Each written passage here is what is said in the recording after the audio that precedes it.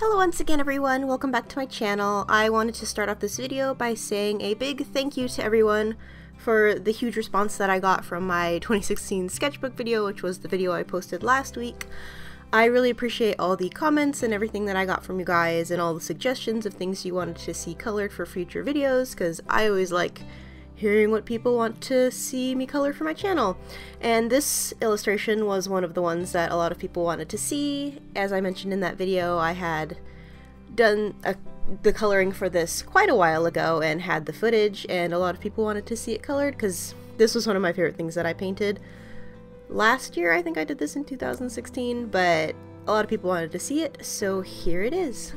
This was a painting that I originally did with the intention of making like an affordable watercolor video, like showing different types of affordable watercolors. So I am using really cheap watercolors in this video, even though I don't quite remember all the brands that I'm using. I know I'm using a skin tone palette that I made myself that has a bunch of different brands of affordable watercolors in it, like Turner watercolors and like Winsor Newton Cotman watercolors and things like that. I'm also using the Prima watercolor confections, which are my favorite affordable watercolor brand.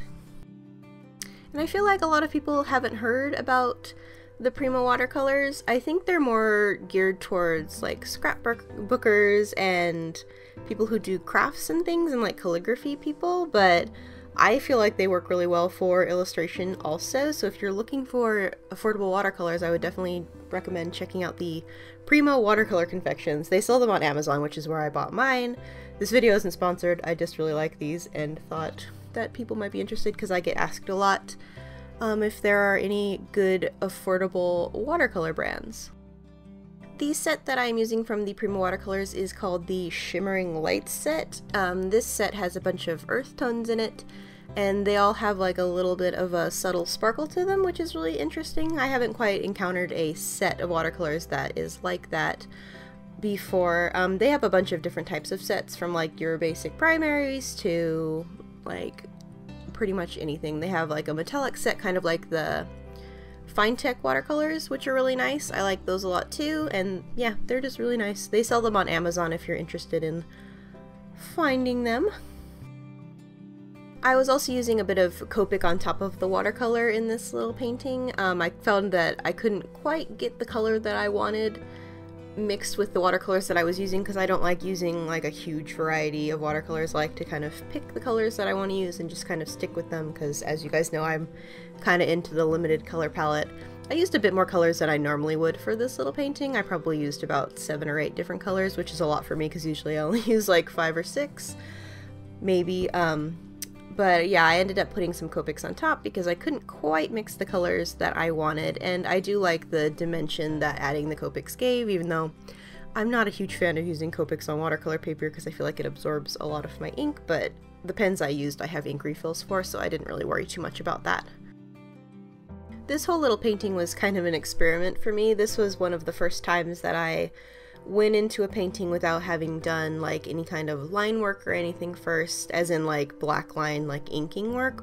I used to do a black ink outline before I would paint, but I wanted to kind of work backwards on this one and see if I like using that technique better, and I really do. I like the way it looks. I think it looks really cool.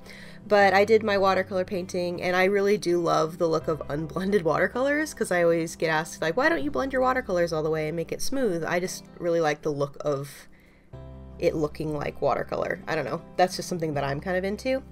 But as I said, I couldn't quite get the darks as dark as I wanted in this, because I just couldn't get I don't use black when I paint.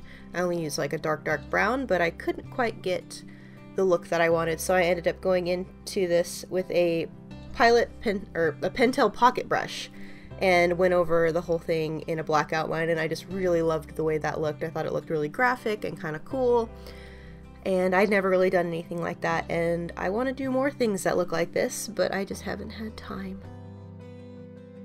So it looks like that's all I have time for this week's video. I'm going to start getting to those requests from my 2016 sketchbook video. If you haven't seen that video, I will leave a link down in the description down below. Please give my video a like, it helps to support my channel a lot and I really appreciate it. And subscribe if you are not already. I post videos every Sunday doing various art type things. Thank you guys so much for watching. I will see you guys next week for another video.